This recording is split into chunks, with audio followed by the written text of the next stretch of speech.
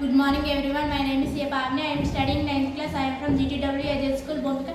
My project name is Demonstration of Electrolysis of Water using Pencil Electrodes.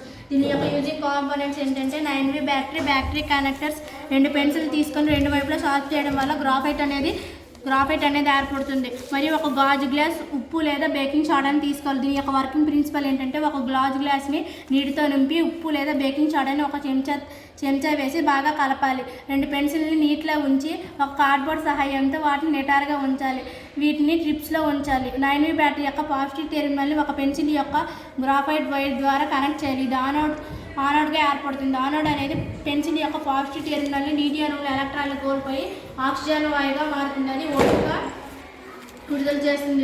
దీని యొక్క ఇదేంటంటే 9V battery యొక్క negative terminal అనేది రెండో పెన్సిల్ కనెక్ట్ చేయాలి. దీనివల్ల గ్రాఫైట్ అనేది కనెక్ట్ అయ్యి ఇది కాథోడ్గా ఏర్పడుతుంది. కాథోడ్ అనేది నెగిటివ్ పెన్సిల్ వద్ద నీటి అణువుల్లో ఎలక్ట్రాన్లు తీసుకొని హైడ్రోజన్ వాయువుగా H2O మారుతుంది. దీని యొక్క ముగింపు ఏంటంటే పెన్సిల్లోని గ్రాఫైట్ అనేది విడుదలై విద్యుత్ అనేది సరఫరా చేయబడుతుంది. అయాన్లు అనేవి ఏర్పడతాయి.